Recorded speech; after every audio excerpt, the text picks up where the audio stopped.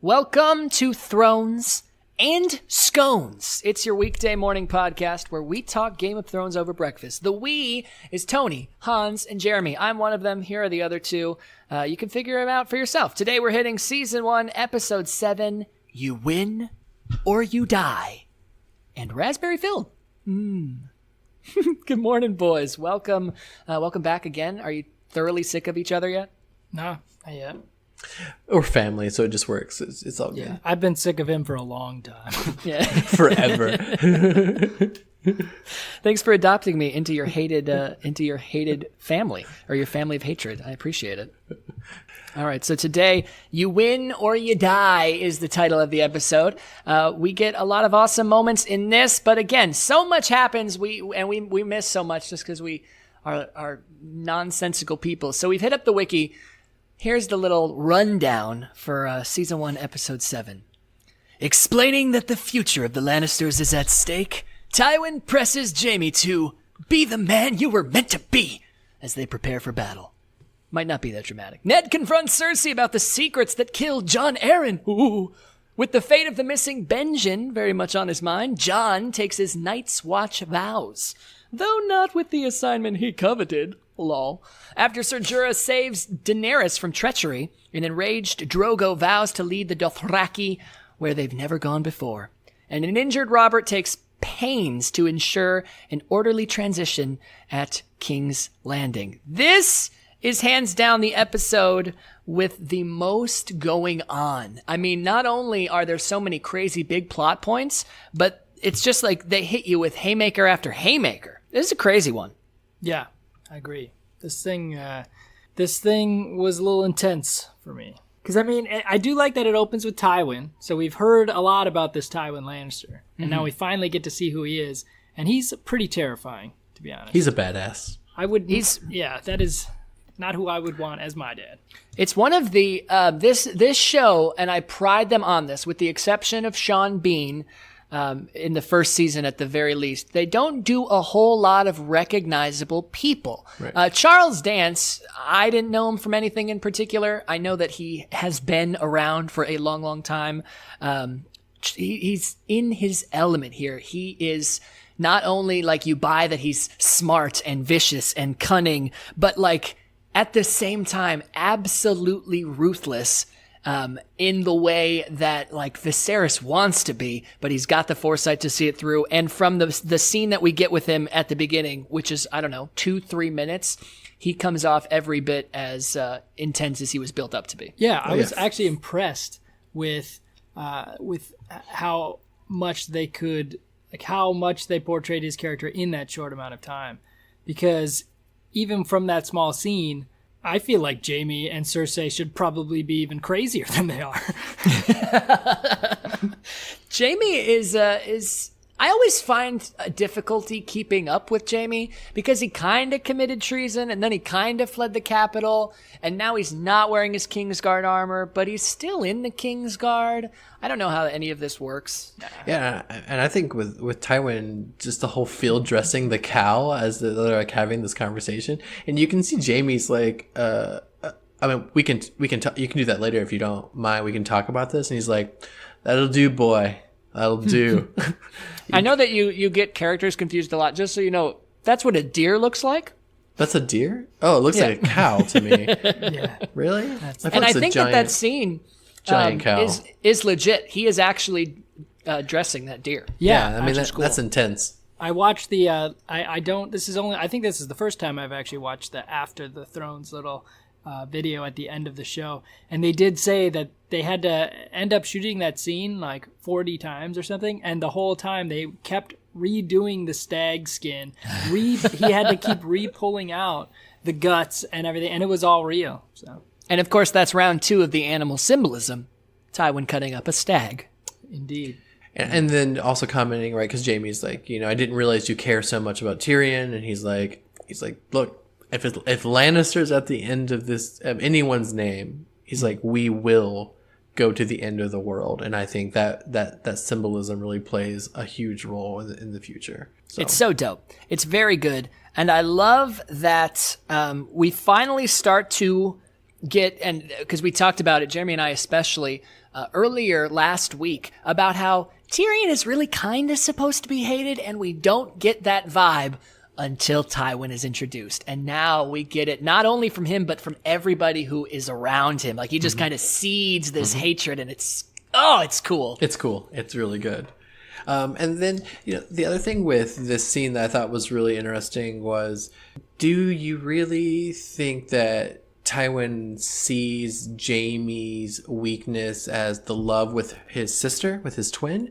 Or because he's like, you can't be this boy that you are now. I need you to become the leader. I need you to become the king, right? Yeah. Like, I've watched your sister flail over here now. I even know, in theory, I mean, it's going to happen, right? Joffrey's going to become the king, but he's not satisfied with that because he doesn't feel, and that's where I think he knows Joffrey, isn't that bloodline of the king, and that's why the Lannisters have to be there. So I thought that was really cool. Do you think that brings up a good point?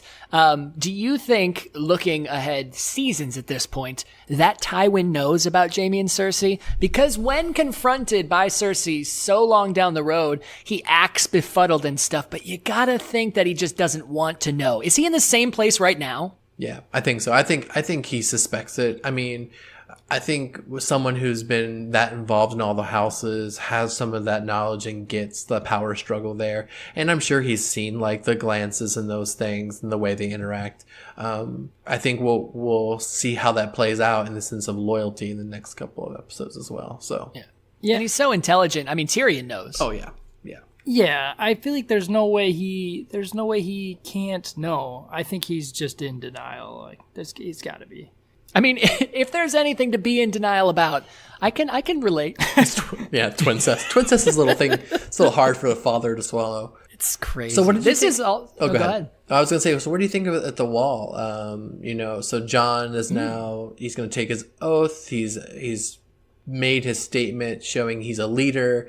And then he gets told, like, look, you're not going to be one of the footmen. We want you to be not a steward, right? Not a ranger. And I think that's actually builds his character even more, where they're like, look, we're setting you up to succeed. You have to grow out of this immaturity that we're still seeing, right? That kind of jump to conclusion thing. And I thought it was really good. Jump to conclusion, to put it mildly. Is John really still this entitled when he has that moment? Like, it almost seems like the development that he's had where it's like, you're not your highborn self anymore. You're not better than these people. And he comes to terms with that, and he starts to build these true friendships and these brotherhoods with all these people. And then the second they're like, John, to the stewards, like without a second thought, he's immediately not only super emo pissed about it, but then like talk about, like, oh, am I going to be changing his bedliners? Oh, am I going to be wiping his ass? And he's like, really? And he even goes to say, I'm better than all of you. Yeah, that's true. He's like, and everyone knows it. So, and it's kind of the last super duper emo Jon Snow bit we get. So I kind of let it slide because I do really like Jon as a character going forward. But it's my least favorite part of the episode. The fact that all of this development seems like it was for nothing if they're just going to do it again. Right. Yeah, I think that they had to do something though, because he deserved to be a ranger or whatever. Like, being a steward was kind of bullshit. Yeah. Well, but they do explain it, Yeah, and then you get it. that they're grooming him and everything. Yeah. So I have this hunch, and either this whole scene was just to set up this joke, or this joke was an improv. But it's my favorite line of the show, I think. It's like, John's coming to terms with it. Sam's like, he's grooming you for command. And John's like, I just, always wanted to be a ranger. And Sam goes, I always wanted to be a wizard. the whole season was just for this. Yeah, just for that one Which moment. leads into Harry Potter podcast and The Harry Potcast. Harry. Yeah, and then so when we've seen that kind of transition now with the throne, and we're talking about Robert. He went on his hunt, and then he finds out he's been injured by the boar, right? Everyone's always warning Robert, look, you're a king. You don't need to be on a horse with a lance. You don't need to be hunting, putting yourself at risk. Not a lance, what's it called? Jousting, right? It's like, that's not... Lance. it's a lance off. It's not a kingly thing to do. And what happens? He gets out there and he gets injured, right? Yeah. And then we find out actually not just injured, but mortally wounded. And this actually was one of my favorite scenes, is because you see a man understanding the death is coming. He gets this. He knows he's dying. Smells of death, right? And we didn't bring this up as much last time when we were talking about, but I still think it's a valid point. Robert loves Ned. Like, that's his brother. And that bond leads to a lot of decisions now we're seeing with Ned doing, I think, with his heart and not necessarily with his mind, which leads to a lot of things. What did you think of the conversation now with Ed, where now that he knows what's going on with John Arryn, finding out that this whole twincest leads to Joffrey, and we're not actually having the right heir on the throne? I mean, he finds out and then promptly tells the queen, which, as I said yesterday, is just kind of where I think everything kind of goes downhill for Ned. But then they just have this tense moment where Robert's dying and Cersei knows that Ned's not going to say anything because he's dying. Yeah. And what's he going to do? But they're just kind of looking at each other. It's it's awesome. Funny. Yeah. Yeah, well, I think the whole conversation with Ned and Cersei, I get it. I don't think it was, because the first reaction is, why the hell would he go to Cersei, right? And I don't think Ned necessarily understands how much of a crazy bitch Cersei really is. And I think, I mean, and they play it off well enough where he really was just doing it to try and protect her and her family, and he knew that Robert was gonna frickin' have them all killed if he found out. So he was really just trying to protect him. I truly don't think that he thought that she would do what she would do, you know. And it's so, like, we want him not to do that because we know it's gonna lead to him, you know, to his demise at the end of the season, to him dying. Yeah. Spoilers. Yeah. But at the same time, if he didn't do that, if Ned wasn't the guy to do that, we necessarily wouldn't miss him as much, you know? He was that pure cinnamon roll, too good for this world. It's that reason that, you know, that it's such a pain when he goes. So if he became a little bit more dastardly and backhanded, it wouldn't fit. So it hurts to watch, but it's got to happen. Yeah, that pure raspberry filled scone. Too dry and flaky for this world. But with a warm red center. It fits in every way. In every way, exactly. That conversation also, to quote CinemaSins for a moment, we get our roll credits moment of the series. When you play the Game of Thrones. That's true. Ooh, they said it! You win or you die. So what do you think was going on with the actual end? What did you think of that scene? I mean, we have the build-up. Ugh. We have the confrontation. We know that... Robert has passed now.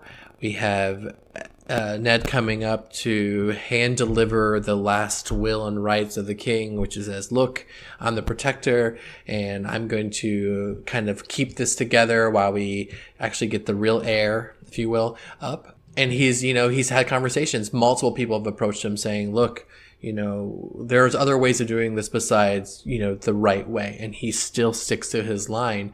And I think that leads to an even more interesting point when he gets to the next episodes, where he's constantly saying, look, just admit he's king. If you just take the knee, because if you do take the knee, all will be forgiven, which we all know that's not actually going to happen, right? I mean, like, this family's never shown that actual kind of follow through. But do you think he knows that? Do you think he realizes he's already in too deep? Or do you think that's a true betrayal? Because he's already sending his kids away. So he knows something's going to happen.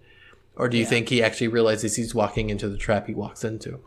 I think it's that thing where he's got to make this move because he could have gotten out. He could have taken the Renly route and left, but he knew that it wouldn't end there. He could have gone with Renly and agreed to his plan and, taken the preventative action, which wouldn't have been, or the preemptive action rather, which wouldn't have been Ned Stark, or he can do what he did. So I think it was just kind of his only option as far as his moral compass goes. I don't think he expected to be betrayed like that. No. But at the same time, I don't know if he expected the plan to work even if it had gone off.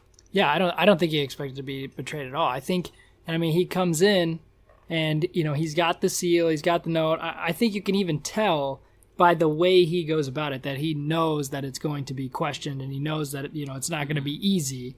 But he definitely thinks that all those men are at his back. They even say going in, we got your back, basically. So, and then he gives it to Lord Barristan, right? Is what yes. He gives it to him and he says, no one will question your honor, does all the right stuff, and then Cersei just rips it up. Fucking badass. Those were the king's words, Your Grace.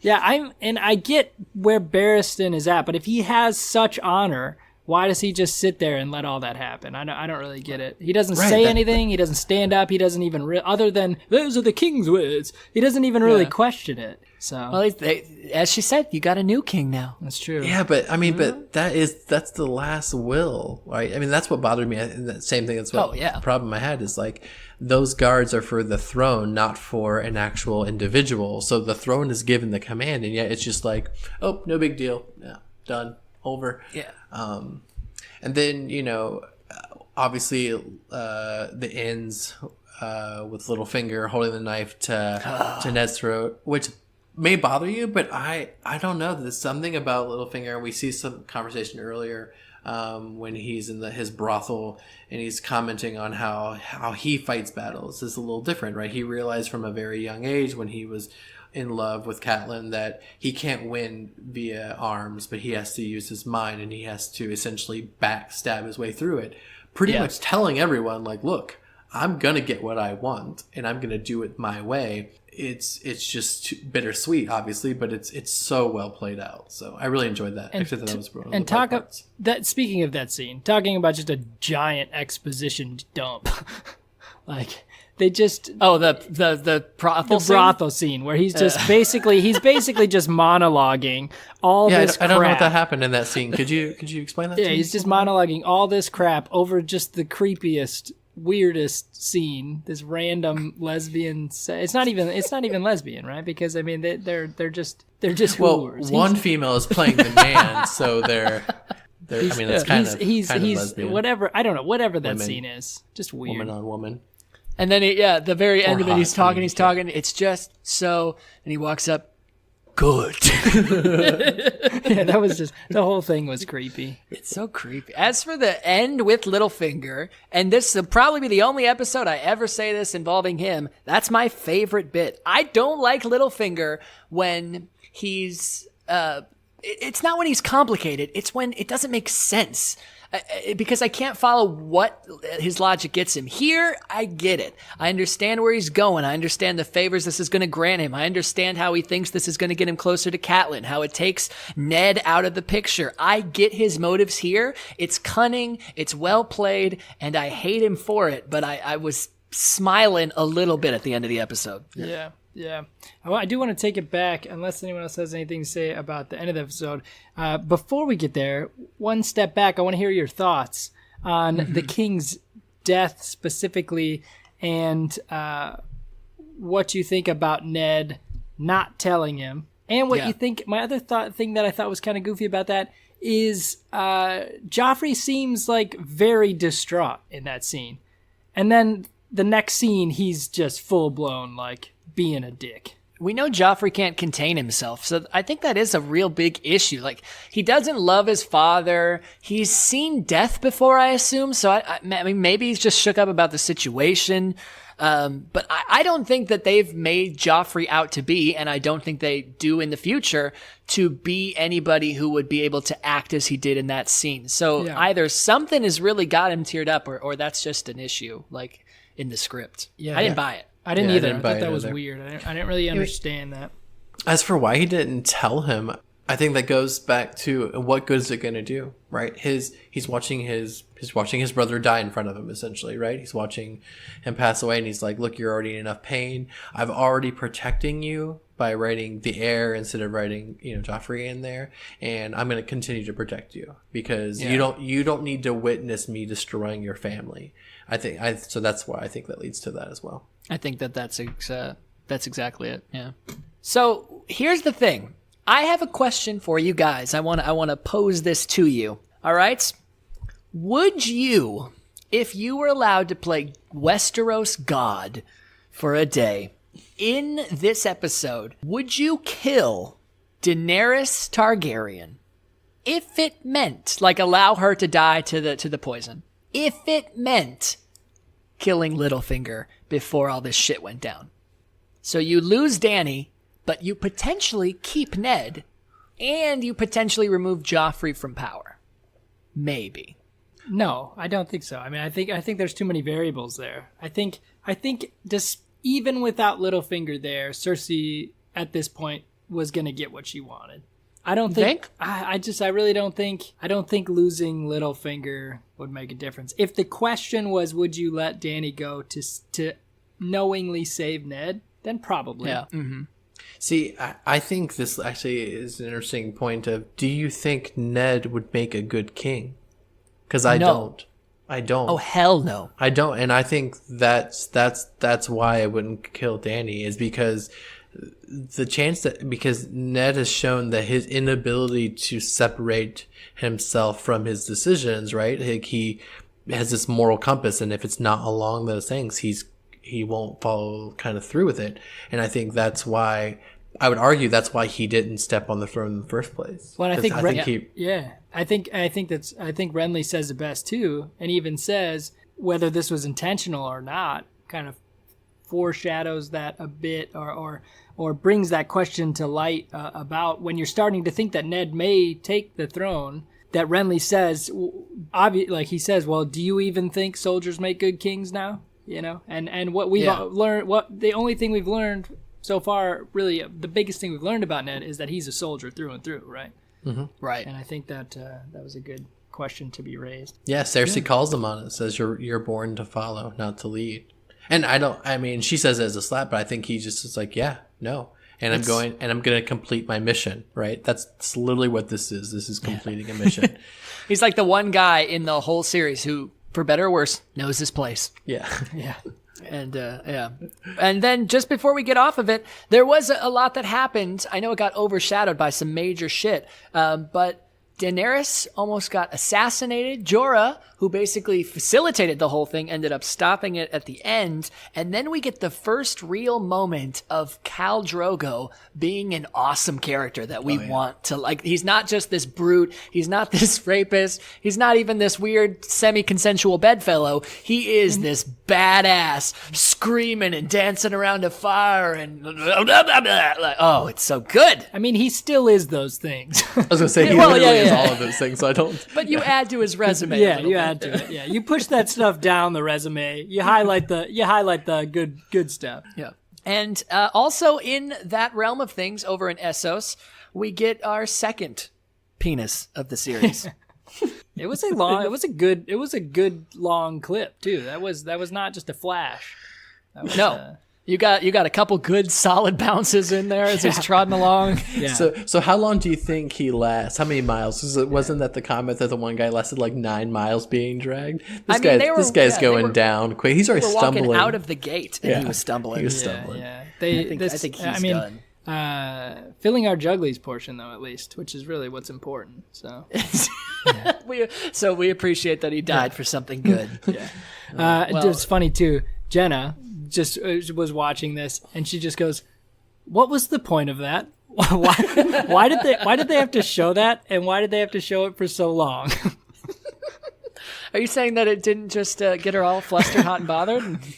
Isn't that what ladies like? Images of dirty, flaccid penises. So that's my issue with the show. I feel like it's just having scenes for the sake of having scenes like that. The sex scene earlier was just a ridiculously over the top, primarily just trying to distract you from this exposition dump that they want to put down your throat, basically. And then, Good. And then they're just like, well, we had this ridiculously long woman on woman scene. Let's just throw a penis in there for good measure, counterbalance that thing. I mean, did it work? It was a great counterbalance. Kinda worked. I think everyone's happy. Let's balance ourselves, shall we? We balance the thrones with equal time for the scones. And today, Hans has a raspberry-filled scone. Is this a bad boy from Collectivo as well? It is. And what do we feel about this raspberry-filled scone? It's decent. Very nice. Well, perfect. Guys, if you would like to hit up our social media, you know you can find us at Thrones and Scones, Facebook, Twitter, Instagram. You can listen to us pretty much everywhere. You can find all those links up at thronesandscones.com or wherever you find podcasts. And we will catch you tomorrow for Season 1, Episode 8. You down with GOT? You know me. Yeah, you know me. It was a really good penis shot. I think the funniest part about it is that, like, they've really played him out to be, like, super tired and, like, kind of bloated. And so not only do we have this bouncing, like, penis, but, like, really, the balls are so forward. Like, you really get a good shot of the whole picture for a good 2.5 seconds as he's just stumbling around. That's true. And it's like he's moving a lot. It's not really moving that much. It's sweat, right? I mean, it's all plastered together. I've always appreciated the ball forward penis shots. You know what I mean? Doesn't get enough credit. Gonna go down for cinematography history right now. This is a solid episode. I'm choking on my scone right now. It's so dry. I just like the idea that some like director was in the back there. More forward. You think that they were like, I just don't know if we've got the shot that we want. And they do like you know how women have that like cleavage tape that they can use to push it up? Like, they propped up the balls like from behind. They're just, it's like on the 30th take and some guy's still just like, no. Get the spritzer in. It's so good. It's so perfect. I do think that Khal Drogo, he comes in and he's so distraught about his wife and his baby. He spends precious little time on the assassin guy. Like he does terrify him for a moment. Does he punch him? I can't remember. He didn't do anything to him. Nah. No, he just gets in his face. He's just tied up to the pole, right? Yeah, I thought for sure he was gonna burn his ass something with the torch when he was walking in and grabbed it. He lost his golden belt. So what is he gonna do now? That's true. Because I guess they are still in Vice Dothrak at this point, so they can't shed blood. Oh, is that what it is? That's a good point. Yeah, they're not allowed to shed blood inside their city. Didn't recall that. Interesting. So I guess that explains it kind of. But doesn't Viserys die? I didn't even. I wrote it down in the city. Yeah, but they don't shed blood because even Viserys comes in and says it when he's brandishing this sword. He's like, "Oh, Viserys, brother of Khaleesi, don't do this. You don't know what you're doing." He's like, they can't touch me. They can't shed blood in their sacred city. And then they just break his arm and melt his face. And I guess he doesn't bleed.